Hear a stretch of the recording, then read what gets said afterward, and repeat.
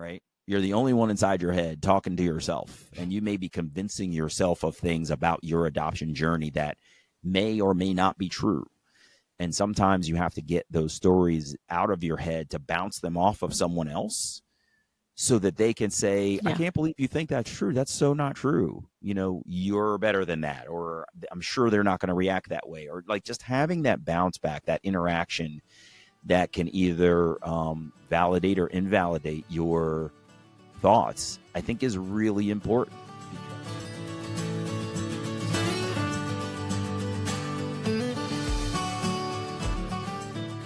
Your dream is to become a mom. My dream is to help you get there. I'm Rebecca Gruenspan, a single mom through domestic adoption and an adoption consultant for over a decade. I'll be your guide, along with other adoption professionals and members of the adoption constellation, walking you step by step down this beautiful and complex path of adopting your baby. When I was going through the adoption process, I had no idea what I was doing, what I needed to know, or more importantly, who to trust.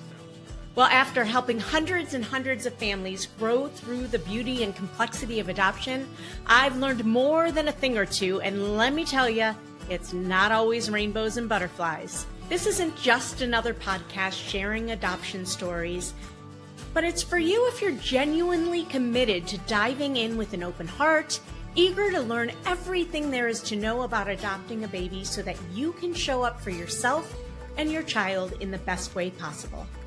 This podcast is for you if you're ready to put your newfound knowledge into action.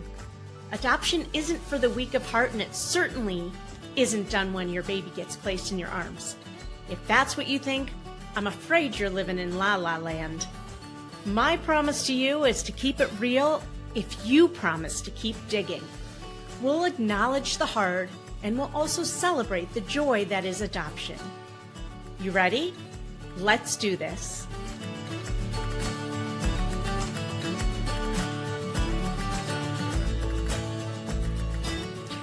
Welcome back, Damon, to the Adoption Roadmap podcast. We had such an amazing conversation last week and had to cut it short, so I can't wait to pick up where we left off. Are you ready? Absolutely. Thank you so much for having me back, Rebecca. I appreciate it. Awesome. Cool. No, I appreciate you.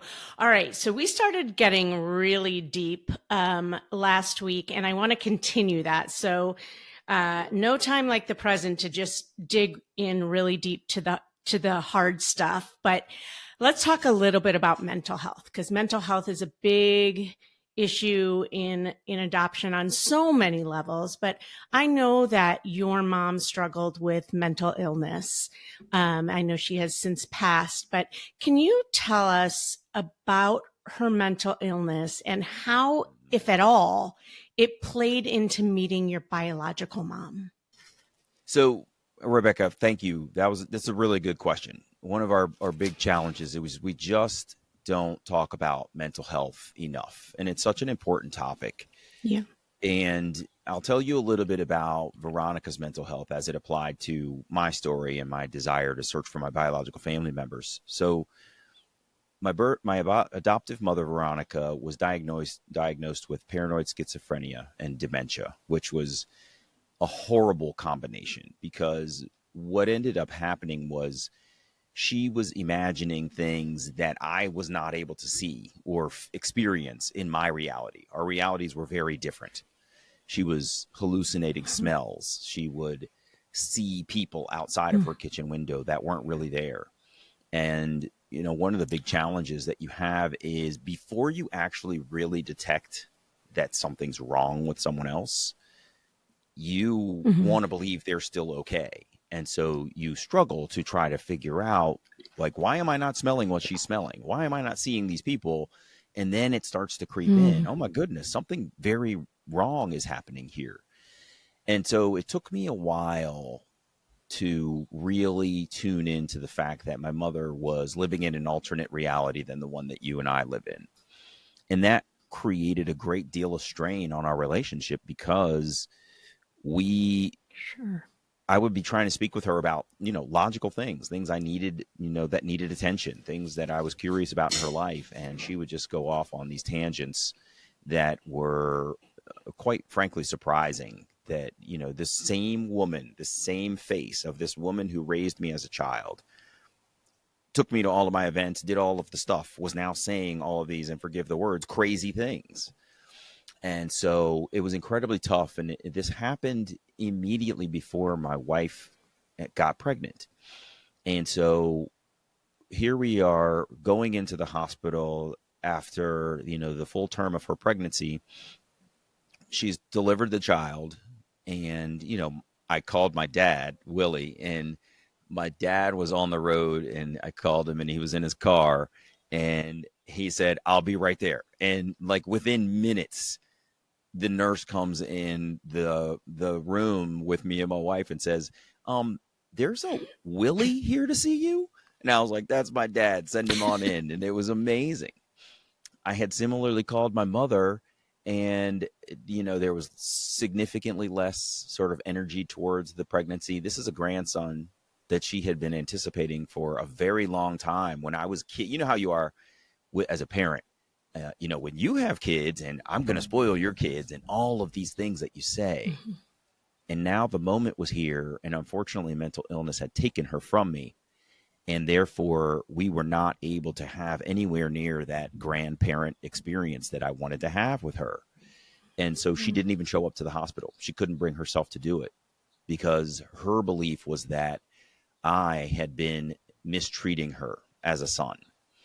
And I had done nothing of the sort to truly warrant that belief out of her. But that was the alternate reality that she had lived in. She had convinced herself that I was no longer a good person. And so it was an incredible struggle. And the way that plays into searching for my biological mother is when my son was born, he was the first biological relative I had ever known in my entire life. As such, it sparked this curiosity in me about him as a branch on my biological tree, but then myself as a branch on someone else's biological tree, and I have no idea who these people are. So I'm having this existential realization about myself as an adoptee. That's when adoption truly hit me. And at the same time, I was struggling with losing my mother, the person who raised me. And so while I was trying to figure out whether I wanted to locate my biological mother or not, I was simultaneously trying to recognize whether I was doing it for the right reason. Am I looking for this woman because I actually want to know who she is because of our genetic connection? Or am I searching for her because I'm trying to replace this woman that I love who is vanishing before my eyes, who I no longer have anywhere near the relationship that I had before? So that was kind of the weight of mental illness in my search for my biological mother. What did you come to the conclusion of in that questioning? Ultimately I decided that it was absolutely something that I wanted to do, because as I contemplated both my loss and what I stood to gain potentially, I recognized that they were two separate while related issues. They're both maternal issues, but they're not the same thing. That the mental illness that I was dealing with on my adoptive mother's side was one category of life circumstance that I would have to navigate.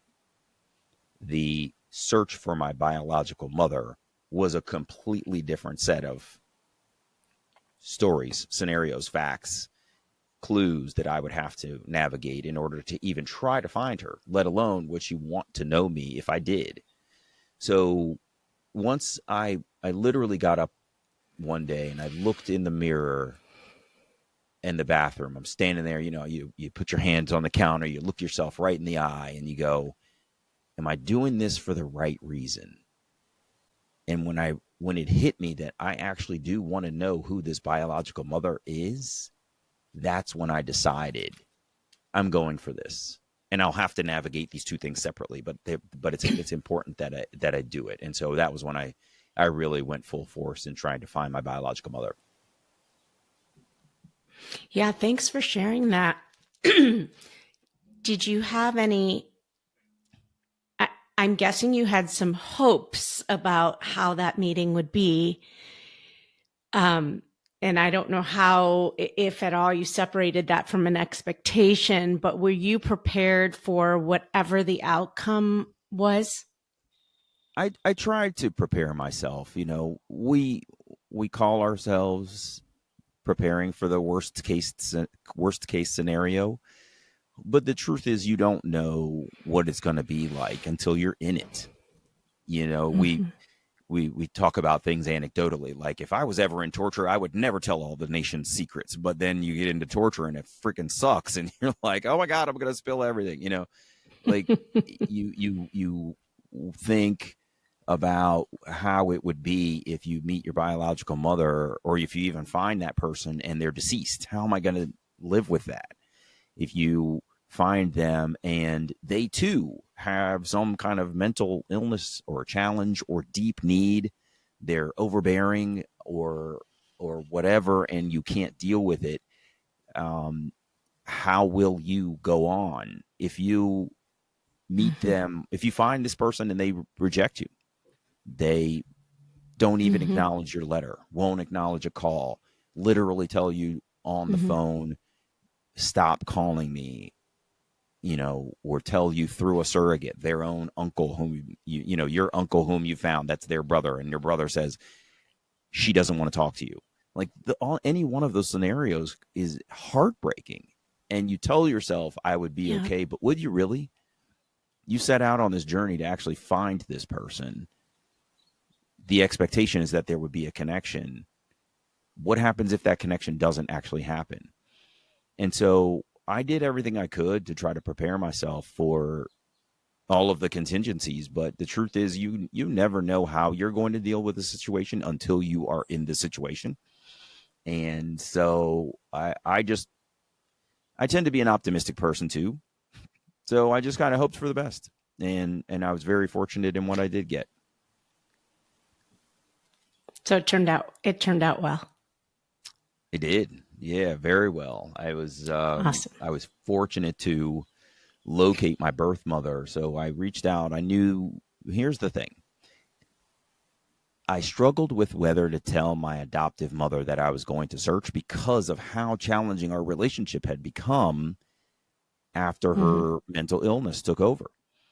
And Mm-hmm. she had always told me when I was a kid, I will help you find your biological mother if you ever decide you want to do so. And I said, you know what? I have decided I want to do so. I am hopeful that she will honor what she has always told me and help me through this. And so I decided that I wanted to tell her. One of the things that I did, though, was I realized in mental illness, in some cases, people have what's called sundowners with dementia. And what that means is, and these are not technical What does that terms, I'm mean? not Yeah. clinical in nature, but basically what it means is that, a lot of times, any one of us, when we wake up in the morning, you might feel pretty fresh. You're feeling energized. You're feeling like you could take over the world. By the time 2 o'clock in the afternoon hits after lunch, you're like, man, I'm done. I don't feel like doing any of this stuff anymore. And that tends to be how it is for patients living with dementia is, and these are not technical terms again, but generally, like, the brain energy is just not there going into the afternoon. And so they're much more cognizant and effective in the morning, and in the afternoon you're just not going to get what you need out of them. And I detected that pattern of behavior with my adoptive mother, and so I chose to tell her that I wanted to find my biological mother in the morning. So because I knew if I told her in the afternoon, she would not be cognitively fully present. And Interesting. it was a great strategy because she said, oh, okay, I will send you all the documentation that I have. And sure enough, in a couple of days, in the mail, I received an envelope that had, photocopied pages from my adoption book, and the little bit of information that she did have that she could share with me. And it was incredible. And so I took that and went straight to Baltimore City Social Services, which is what my documents revealed. And they ended up helping me start the search for my biological mother. And it was rapid, it was painless, thankfully. And it was an incredible story of reunion with her. I found her living and working right around the corner from me. It was crazy. Wow. That's amazing. Did you tell your biological mom about your mom's mental illness? I And if did. so, how soon? I did. It it was not immediate because I got great advice from my Hmm. social worker who said, you know, your introductory phase is not the time to reveal all of the deep seated issues if there are any to be uncovered. That is the time for you to I just love that. establish a relationship first. Figure out if there's even going to be a relationship, and then you can go into the Mm, other stuff. So you can imagine if you go in guns blazing with the entirety of your yeah, story end to end, with every, you know, misfortune, abuse, neglect, and everything in between, you will potentially scare somebody off. Like imagine if you, you know, you're at a cocktail party and you meet a new friend and you reveal everything in the for first sure. conversation, right? I Right. was, and this is not my case, but I'm just making up a scenario just for dramatic effect. You know, you meet this person and you tell them, well, you know, I was abused by my father as a child, and I was in an abusive marriage and a relationship, and all of the, and you know, I suffered under addiction, and like this is all in the first conversation. That person, Whoa, while they may I can't handle appreciate, this. Like, yeah, exactly, they may appreciate your candor, but it may challenge them to, you know, sort of become your friend want to move forward. first and Yeah, then be supportive of those situations. And that's what I'm trying to for give sure. color to here in talking to my Yeah. biological mother. Yeah, I think this is all such great advice because it, I often hear the conversation when adoptees want to search, like, to set your own intention in that, right? And know that it Mm-hmm. could come out in so many different ways. So I thought it was important to bring that up. And wow, what a great insight you shared there. I love that. Yeah, Yeah. the establish a relationship first. Yeah. And I And know not everybody will have the opportunity later to even dive deeper. Hopefully you will, and you might not, and that's okay. But I think that's such great advice. What were you going to say? yeah, I think we also have to make sure that we are going to the relationship from a place that does not require the relationship to heal us.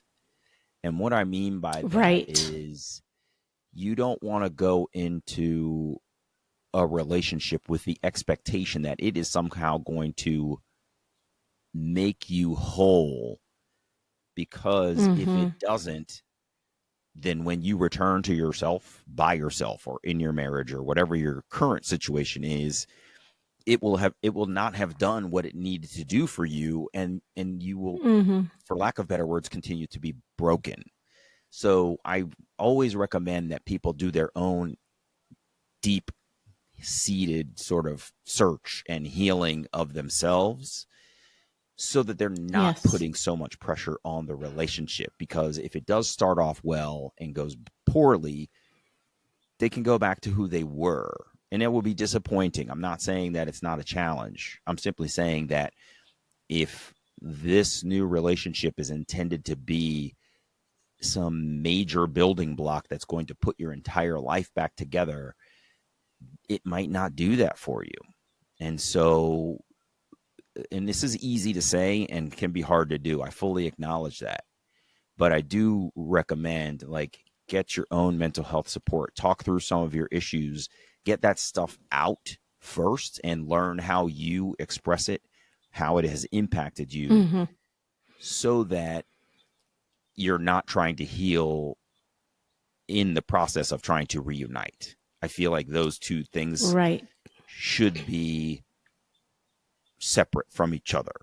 They can happen Great, great, simultaneously great advice. when it's healthy, but I think that your own self-healing needs to start to happen before you go into reunion. Otherwise, it might not give you what you need. Yeah. Thank you for that. I've heard from adoptees in the past that the most influential person, or the person that has been like this great sense of support throughout their lives, has been their therapist. Yeah. And so, yeah, doing that work ahead of time is crucial. Agree. Damon, tell us about your 3 children, your pride and joys. The kids. Goodness gracious. The you know, children. this has been an interesting adventure as well. So for anyone who doesn't know, I'm an adoptive parent also. So I'm an adoptee.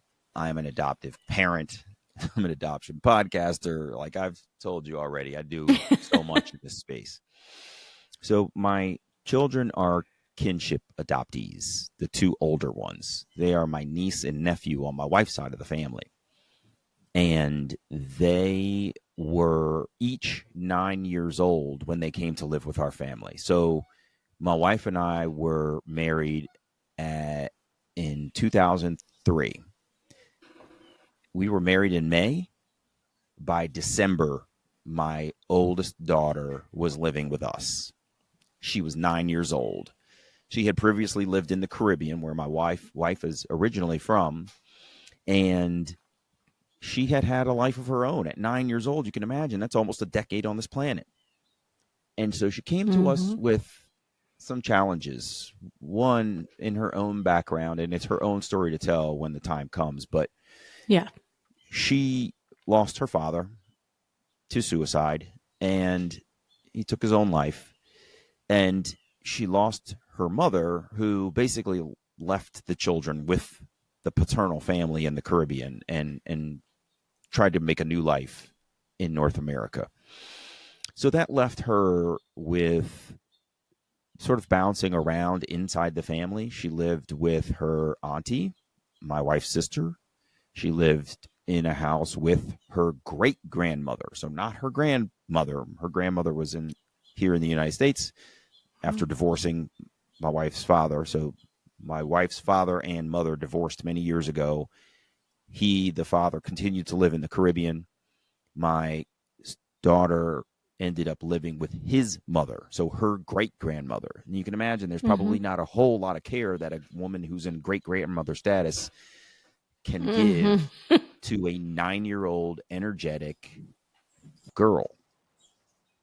So she came to live with us first, and we detected her challenges early. She had not had a lot of the fully directed care that an individual needs, the guardrails that a child needs, the sort of guidance. I'll never forget one time we brought her into our home and we put her in private school, and she comes home from school one day and I said to her, "Did you do your homework?" And she said, "Yes." And I said, "Can I see it?" And she said, "Why would you want to see it?" And it occurred to me that nobody had ever been checking her homework before. Like, it was truly a foreign concept to her that someone would be invested in her schoolwork. And it just reminded me of what children need in terms of their rearing.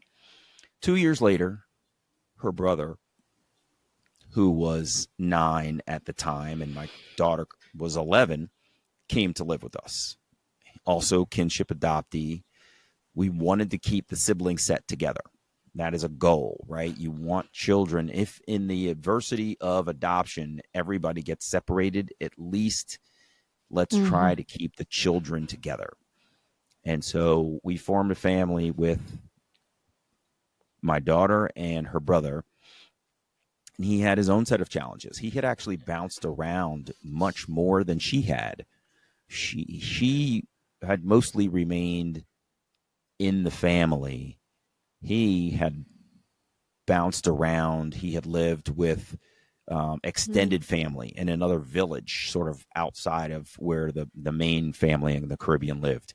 He had been moved to England, where he had been raised partially part-time by one of the great grandmother's dear friends in the UK. So he had a much more wide-ranging experience in sort of being foster cared for lack of better words. So when he came to us, he was incredibly independent at 9 years old. Because think about what the world has told him so far. You will live here for a short period of time, and then you will move on to the next place. It doesn't take a rocket scientist to pick up on that just based on experience. And that was the experience that he had. So when he came to us, he was extremely independent. And I'll never forget one day, he and my wife had gotten into an argument. He was very disrespectful. I think he had some challenges with women power figures in his life.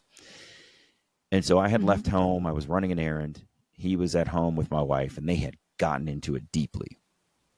And I came home and I gave him a stern talking to. And this is when it became obvious to me how he viewed the world. He said, I don't need any of you. I don't need anything you give me. I don't need anything you've ever done for me. And what he was saying was exactly what I expressed before, that the world had told him, you won't be here long, so you don't need to get used to any of this. You don't need to attach. And both he and his sister had attachment issues diagnosed. And you know, we all make our mistakes in parenting. And I definitely made a mistake in that moment of trying to show him what it was we had done for him and what would be taken away if he spoke to us that way. And I regret it, but in the moment, these are the things that you think of. How do I prove this point to this child, right? How do I show them I'm the adult, I'm the boss? And this is in the absence of having read any kind of parenting magazines or articles or books that would, you know, enlighten me on how to take that situation, hear what he was saying, and acknowledge it and react appropriately.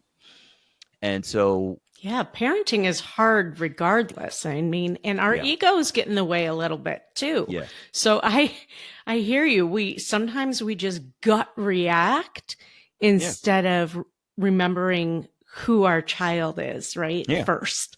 Man, who the hell is this little person to talk to me that way? I won't let an adult talk to me that way. I'm sure as hell not going to let a kid talk to me like that. And that's not the way to react at all.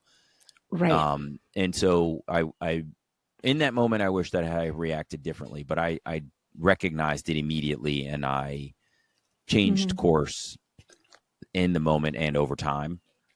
But all that to say, the older two were really challenging, really, really, really difficult, and I don't fault them for that.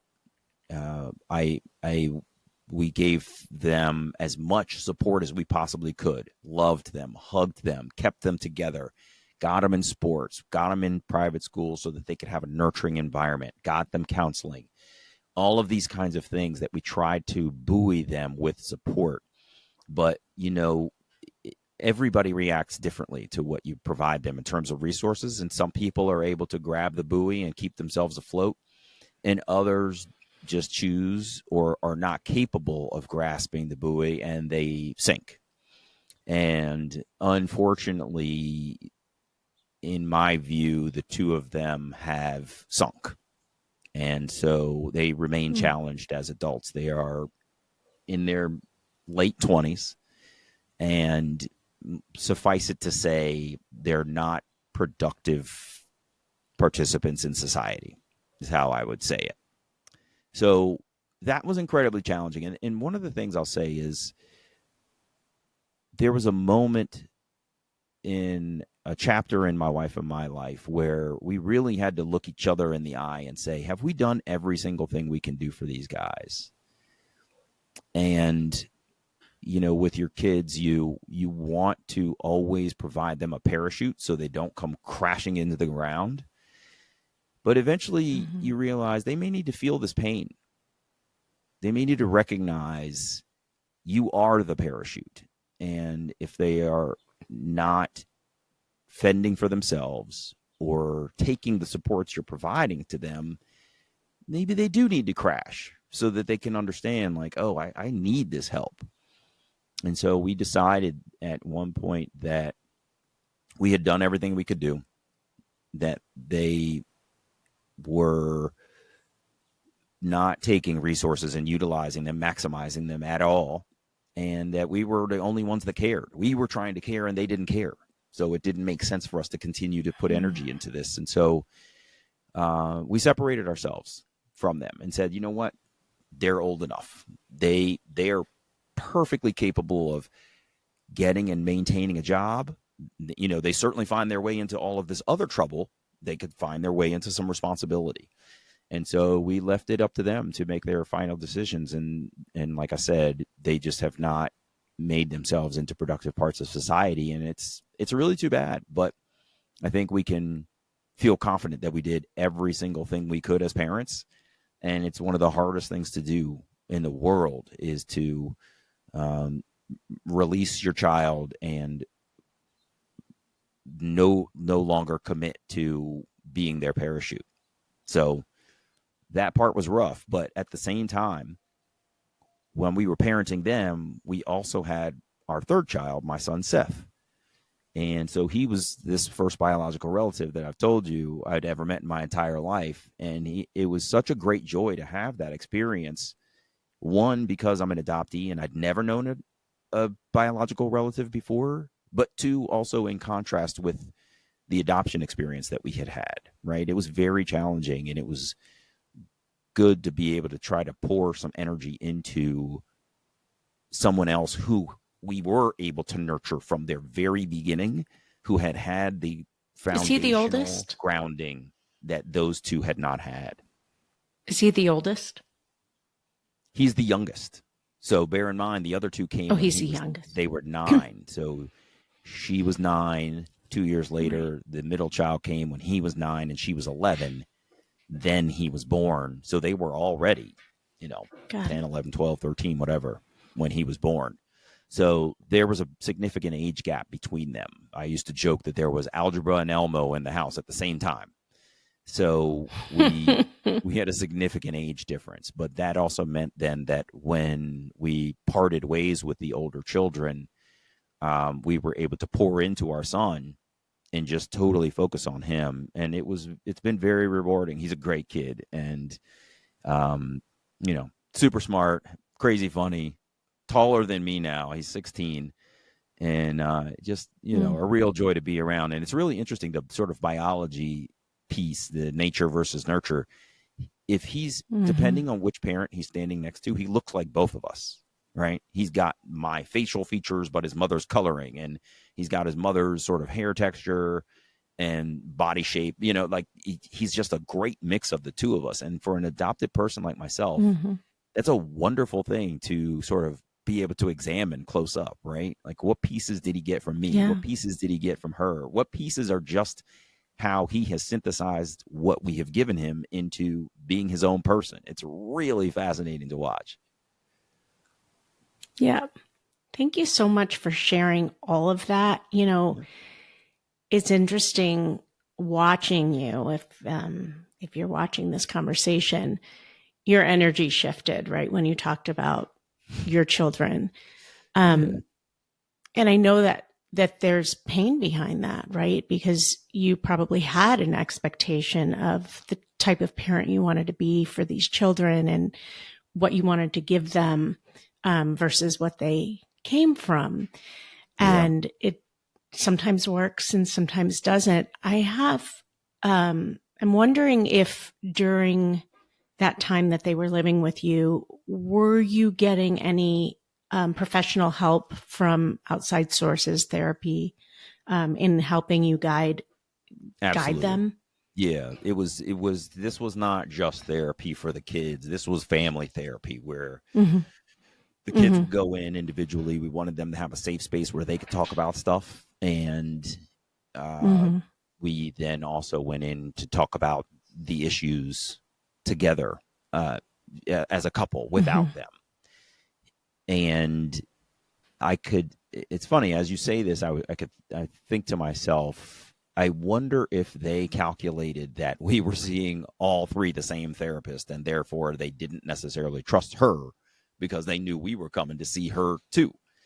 But either way, we did try to give them the support that they needed through therapy and tried to get the family therapy that we needed too. And I want to go back to something you said. Yes, I was disappointed in not being able to be the father that I wanted to be, but I was more sad for the kids. They didn't ask to be here. They didn't ask for any of the situations that they were put into. Their father decided through his own mental health challenges that he could no longer be here.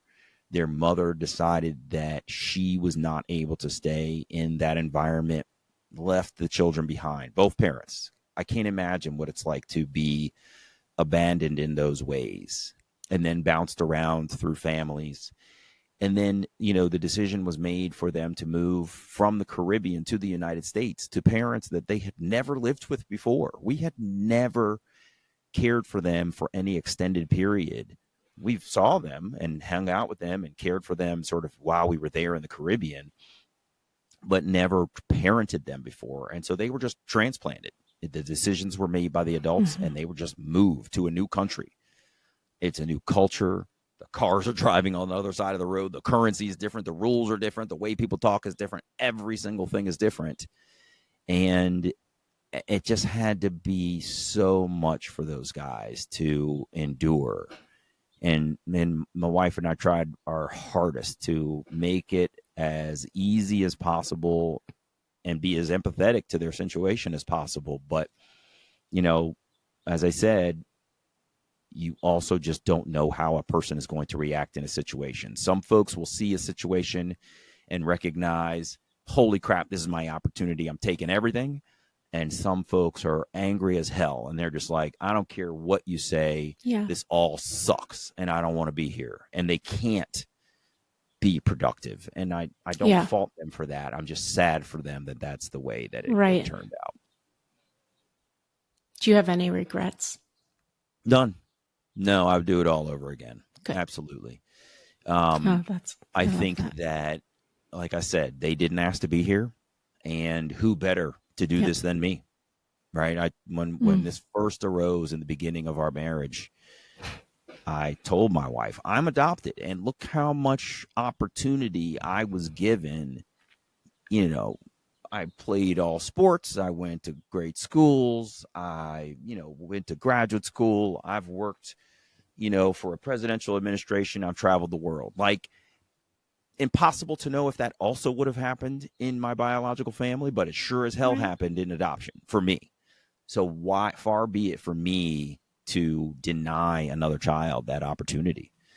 And so, I would absolutely do it again because I know I'm the right person to do this, right? There are some adoptive parents out there that are not going into it for the right reasons. I was going into it, in my opinion, for many of the right reasons.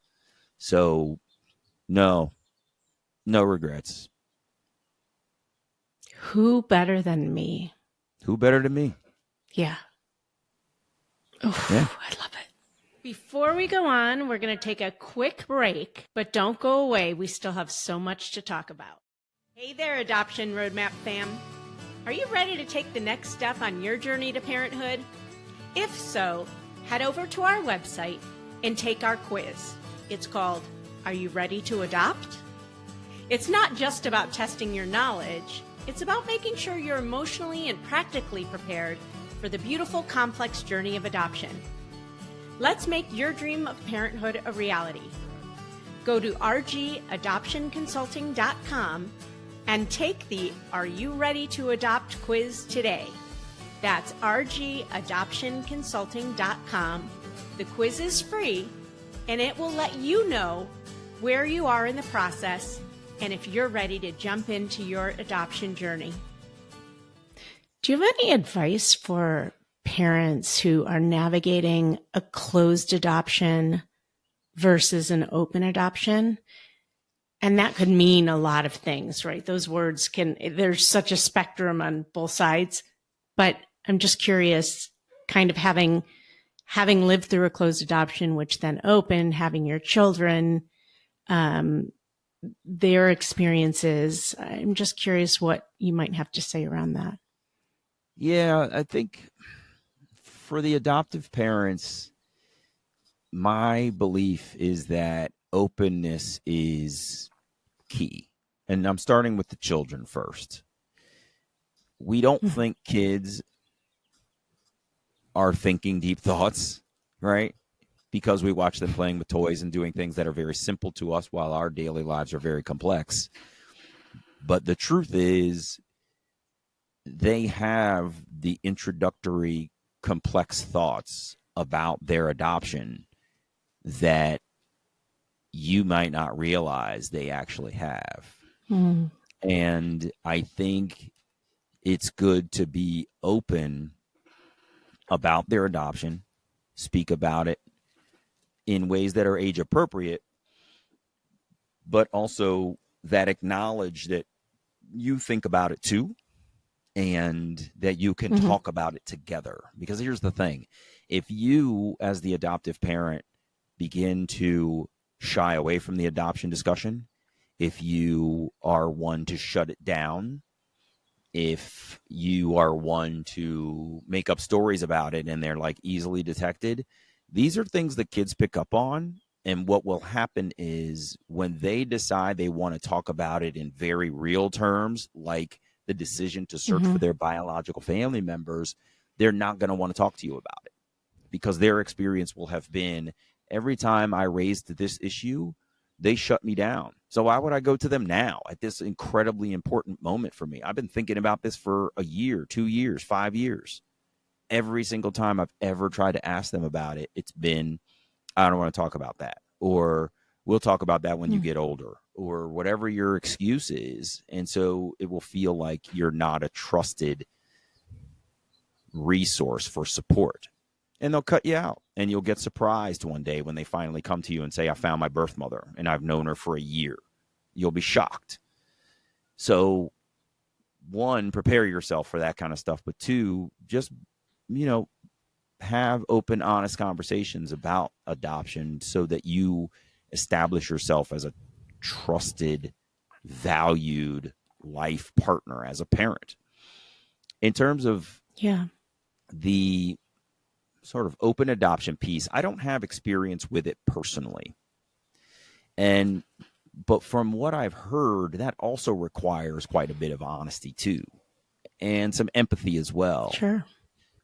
I say empathy because I think that the birth parents frequently get cut out of an open adoption scenario, that it's documented that it'll be open, that the adoptive parents start off with the intention of having it be open, and then for whatever reason, be it the overbearing fault of the birth parent or the insecurity of the adoptive parents, they turn and say, we can't do this anymore. This can't be open. And that's incredibly challenging, because the birth parent has already gone through so much loss. They had to go through the challenge of deciding that they were not going to be this child's parent. They were told that they could at least be somewhat in this child's life, and now they're being told, never mind, we can't do that.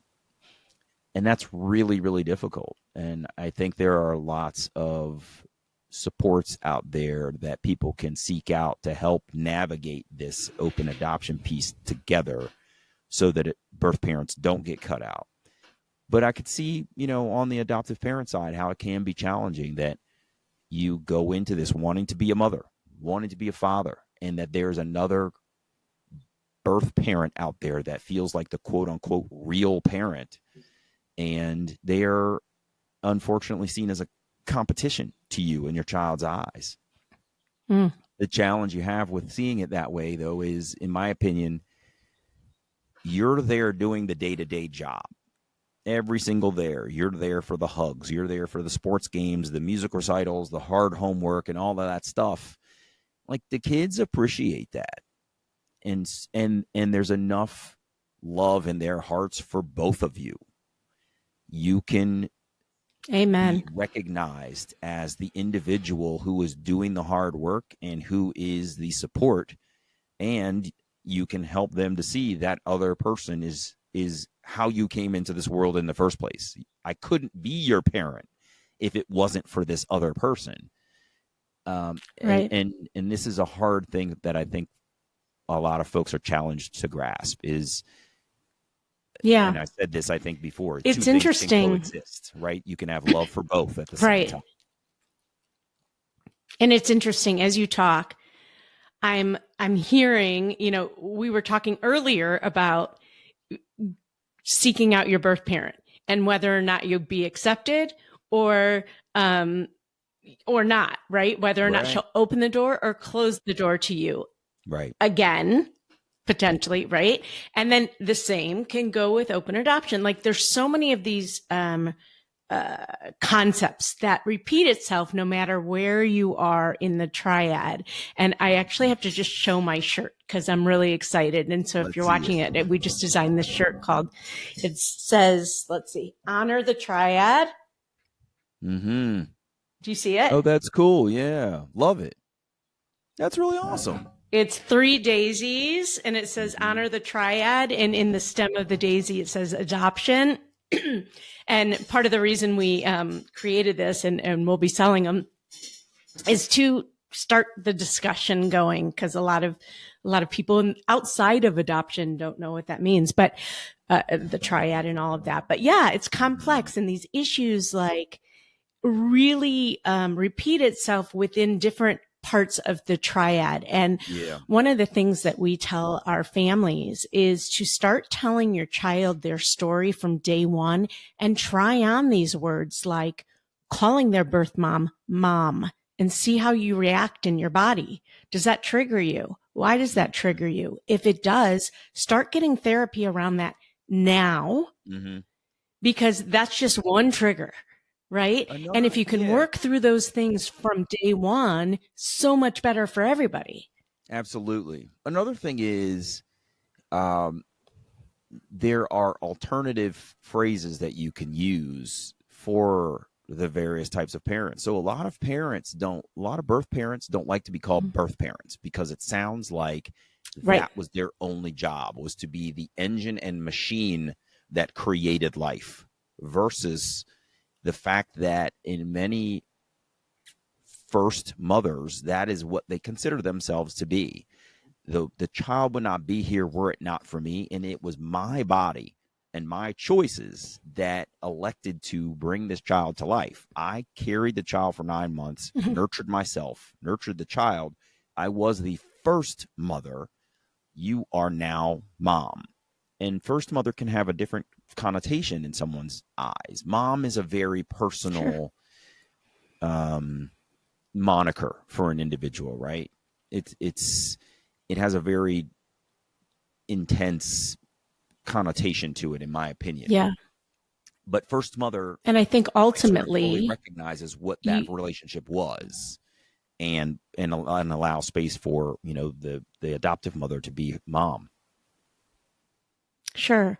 Ultimately, I think and eventually you need to follow the lead of your child, right? Whatever they want to be calling these other people in their lives, who are you to tell them they shouldn't be, right? Yeah.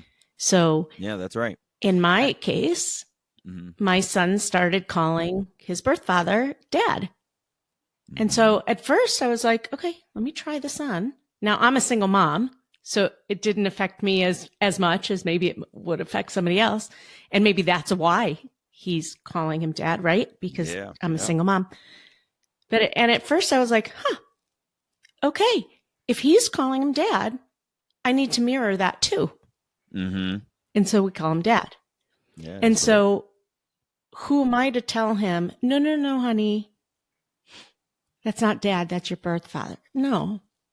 What's a name? What's in a name, right? Yeah, that's a really good point. It's a lucky thing sometimes for adoptive parents when a first parent is found who is not the same sex as the parent, right? When a child finds their birth father and not the birth mother, the adoptive mother doesn't feel that competition. That was what happened with me. That I found my birth mother, but my adoptive mother was absent because of mental illness. So the only person that I could introduce my birth mother to was my adoptive father. So there was no contention because they were not immediate, for lack of better words, competitors. Yes, that's a good point. That's a good point. So, Damon, you are an author and a podcast host. Is that right, by the way? Did you write a book? You wrote a book, right?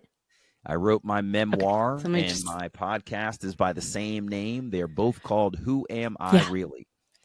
And Who it's am a I title, really? that has resonated with a lot of adoptees because that's one of the sort of existential questions that a lot of folks ask themselves, right? If I'm adopted, then I have an identity that I didn't realize was over here in my biological family. Then who am I really? You know, I was very glad I found that title kind of popped into my mind. Yeah, I love it. I mean, it definitely just says it like it is. Who am I really? So you're an author, you're a podcast host. You have had a lot of success with your podcast, and the whole idea of the podcast is for adoptees to be able to share their stories. So what role, and by the way, if you haven't listened to Who Am I Really, go and subscribe because you do such a great job as a podcast host. I love how you made it so unique in your own. It's so if you don't know what I'm talking about, go listen to it. But I'm curious what you think the role of storytelling plays in healing and understanding for adoptees, both in sharing their stories and hearing other stories. Why is this important? This is a wonderful question. It's important for a variety of reasons. I'll say a few things here. First, as adopted people, it can be very lonely. You don't necessarily realize the other adoptees around you. Not to mention the other first parents, the other adoptive parents. Like, we can all be in the same room together, and if nobody raises the subject of adoption, you will never hear anyone say, "Oh, I was a first parent," or "Oh, I'm an adoptive parent too," or "I'm also adopted." It just doesn't come up. And that can be very lonely for somebody who is not necessarily open about speaking about their adoption like I am. I tell everybody that I am. And because I want to invite the conversation from whatever angle you come to adoption from. Because as I've said before, there's kind of this Disney version of adoption that, the parents die in the first 5 minutes of the movie, and then all of a sudden this baby animal, this child or whomever is adopted in this Disney scenario, and everything seems to work out great. And it just doesn't always. And so I think it's important for folks to tell their stories because it helps you to see the people around you that share your experience. It also helps to enlighten the people around you who don't share your experience, right? If you're telling them something that is relatively private about yourself, but that you're comfortable talking about, it can dramatically shift another person's understanding of the institution of adoption. If you are able to share facts about yourself, like, and I'm making these things up as I go, but I tried to search for my biological family members, but unfortunately in our state, we don't have open adoption records. So I'm not able to search through that avenue. People might not know that, and that can offer them an opportunity to empathize with your scenario. If you tell folks, I've tried to search and unfortunately my birth parents don't want to know me, that can counter the other narratives that they might have in their mind, where the local news has shown all of these amazing adoption reunion stories, and it just seems like that's how it goes. So I think that the storytelling is important for bringing truth to the narrative, but I also believe that it's important because it allows people to get the story out of their own body, out of their own head. I frequently say, when you're the only one in there, right? You're the only one inside your head talking to yourself, and you may be convincing yourself of things about your adoption journey that may or may not be true. And sometimes you have to get those stories out of your head to bounce them off of someone else so that they can say, I Yeah. can't believe you think that's true. That's so not true. You know, you're better than that. Or I'm sure they're not going to react that way. Or like just having that bounce back, that interaction that can either validate or invalidate your thoughts, I think is really important, because you could talk yourself Yeah. out of something or talk yourself into something and it may not be true and you will have had no validation. And then finally, Yeah. it's helpful to hear how others feel about their adoption. So from the adoptee perspective, again, because it can be such a solitary experience, just hearing that others have had the questions of, do I really want to search for my biological mother? Am I doing this for the right reason?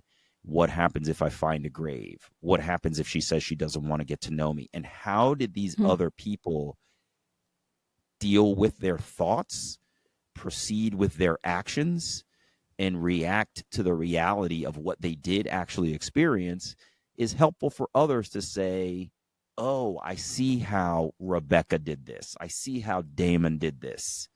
That's validating for me because I had those same feelings. So the storytelling is impactful because it helps to unify the community around the fact that we're Hmm. all sharing an experience, but we come at it from different perspectives Yeah. and we're going to have different outcomes. Yeah, I love that. Thank you for putting it that way. I think, it's the same as journaling or sharing your stories. First of all, it's therapeutic, but also we talk a lot about mirroring in adoption, right? Being able to see others in you, right? Yeah. Or did I say that right? You know what I'm talking about. But Yeah. so it goes throughout. In how many people have you interviewed? Hundreds, I know, over a Yes, hundred. I'm starting, I think it's season 15, and I will cross 250 Whoosh. episodes this season. Congratulations. Yeah, Out of all of those, incredible. have there, I'm sure there has been some particularly difficult interviews to conduct. Can you think Yeah. of any, and like how you handled it, or did anything just really throw you off? Like, Yeah, I mean, if I'm candid, they all have a level of difficulty, right? And that's because this mm-hmm, is a very sensitive area. Even the person who has the most seemingly positive experience, even the person who has seemingly the most positive experience, will have some element of their story that just throws you for a loop. So if I had mm-hmm, in my own story, this piece where my adoptive mother, a woman I love very much, was suffering mental illness, if I went into the details of how challenging our relationship had become, I mean, mental illness took away from her executive functioning to the point where she stopped paying her bills. She lost her home on the auction block. She lost her car, everything. She was basically homeless during COVID. Like, I didn't get into all of that, but I say all that to say, there's always an element of somebody's story that you just didn't see coming. I have caught myself listening yeah, to interviews and going, oh, I know where this is going. And then they say something and it's as if we were driving in the car together and they just yanked the wheel and suddenly we're off-roading, right? We're just in the woods bouncing around on this crazy journey. Like, it can just be really tough. So, I've talked about a woman named Tezita who was adopted from an African village and had never seen white people before. Right. And so she was adopted into a white oh, family in California and was basically abused, but had whoosh. an amazing story of her adopted sister like she had Wow. been rehomed back to Africa. Her adopted sister found her and brought her back to America where she could, continue to try to grow and thrive. I've talked to, folks Wow. who were abused in their adoptive family, A guy I interviewed very early on talked about being abused by his older brother, and the challenges that he had in dealing with his parents, his adoptive parents, and similarly his challenge in dealing with finding his birth father, who would not acknowledge that he was the guy, but who would say things. He went through the guy found his birth father. The birth father engaged a lawyer who was a relative of the birth father, like a cousin of the guy. And they finally arranged to meet my guest, Tom. And Tom said, I'm sitting in front of this guy. I can see that we look alike, but he's totally not acknowledging that he's the person. But he's saying things like, if I was the guy, you should probably look out for this in your medical history, like loose acknowledgments, but not really trying to, so there's all kinds of challenges that people have in their stories. And I could go on and on and on, but I encourage people to share their stories anyway, because this community is so incredibly supportive that we've got you and we're here for you. And when you tell the story, you will get comments online. I'm so glad you shared this story. Thank you for saying this, and here's how it related to me. And the adoptee community is incredibly supportive in those ways. Yeah, I agree. So reflecting on 14 seasons of Who Am I Really? How has the podcast changed, and what are your future goals for the podcast and the work that you're doing in the adoption community? Where is Damon Davis going? This is a great question. It's 15 seasons and nearly 250 episodes. And one of the things that I've recognized is I have a unique collection of adoptee stories. And so what I've started doing is writing a book or series of books about the adoption experience from the adoptee perspective. So I'm going back. I love it. Yeah, it's been a really exciting project. I started to go back and document some of the lessons that I've learned. So I put a framework around it, right? That there's, and I'm going to say it loosely because there's a whole lot to it. It's growing up in adoption and sort of realizing what adoption means to you, deciding to search for biological family members. How do you search and how does it go? The sort of challenges and opportunities of reunion, and how do you share this journey with your adoptive family, and some of the crazy sort of unique coincidences that adoptees have along the way.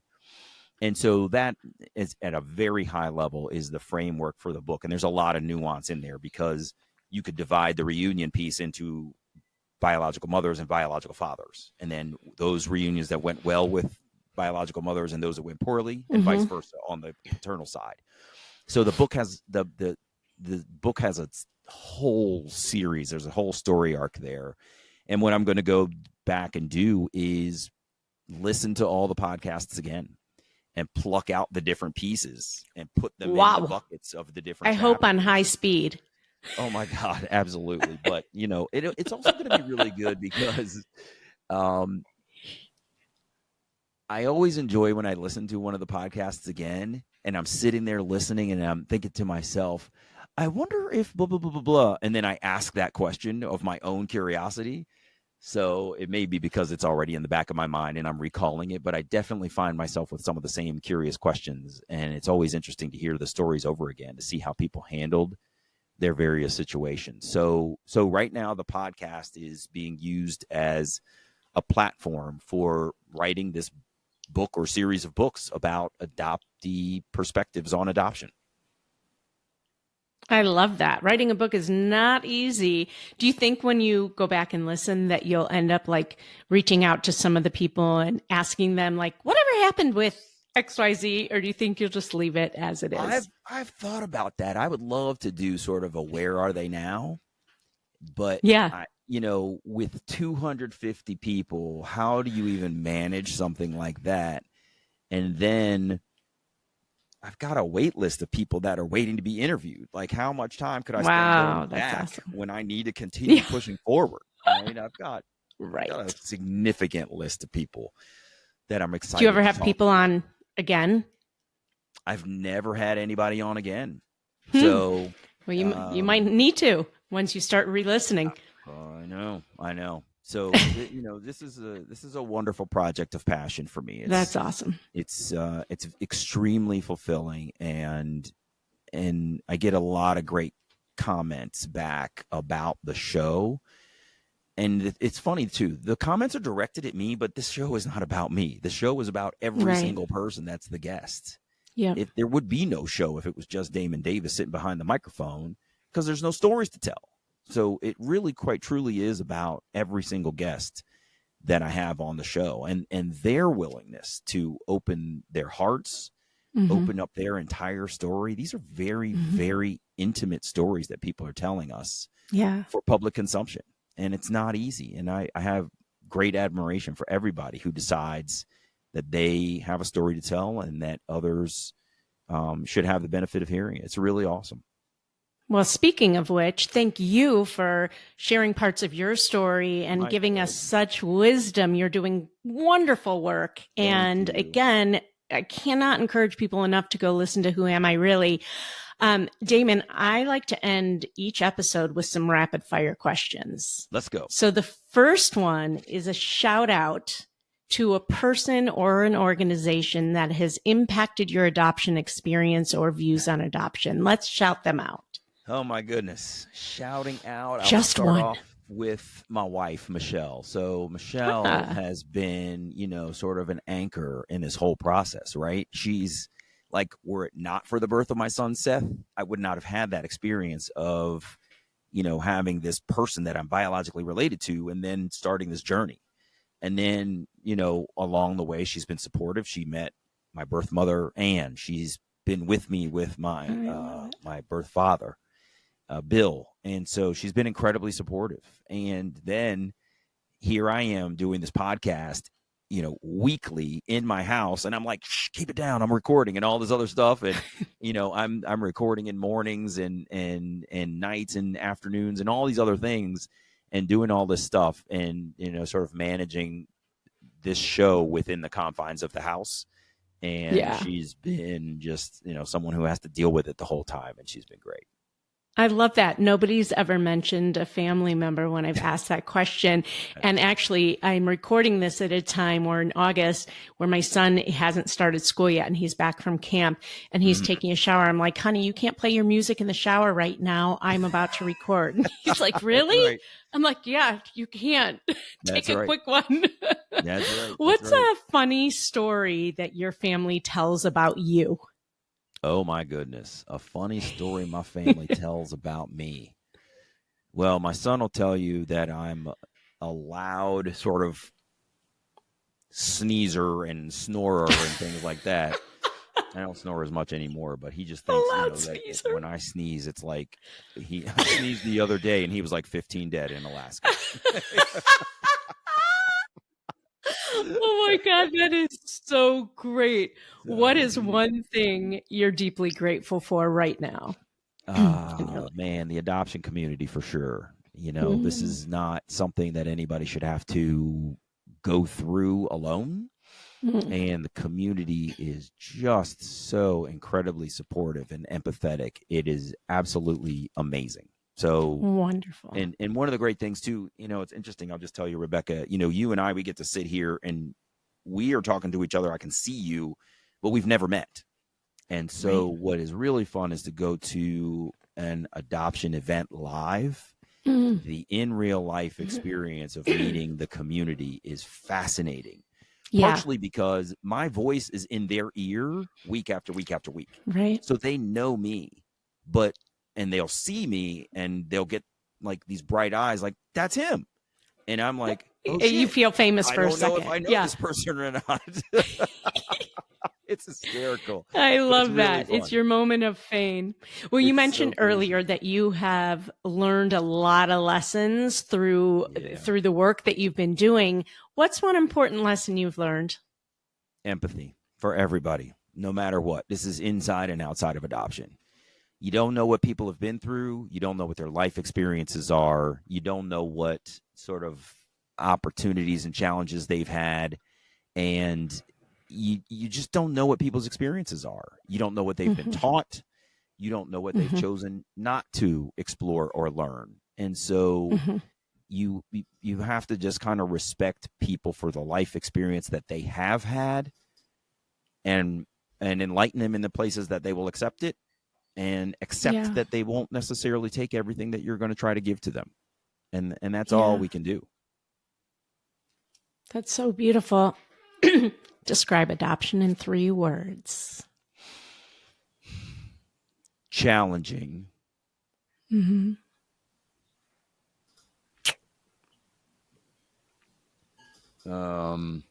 Losses. And opportunities. I love it. Damon Davis, thank you so much for being here. My pleasure. Remember, success is a continuous journey. If you find yourself veering off course, just steer back onto the roadmap until you reach your destination. And whatever you do, never lose hope. Hope is that light inside of you that will lead you to your dreams. Thank you so much. And join us next week for the Adoption Roadmap podcast. Bye-bye.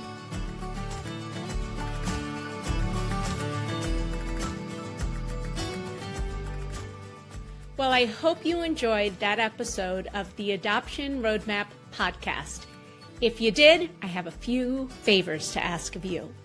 First, please hit subscribe so you never miss an episode. And while you're at it, I'd love to hear your takeaways. Please write a review and let me know what you liked. And if you have a question or a suggestion on what you'd like to hear, I'd love to hear that too.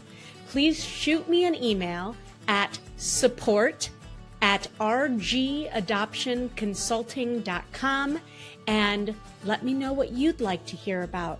And if you have a question, I may just answer it online. Thanks again for listening. Tune in every Wednesday and Friday morning for a brand new episode of the Adoption Roadmap podcast. Until next time, bye-bye.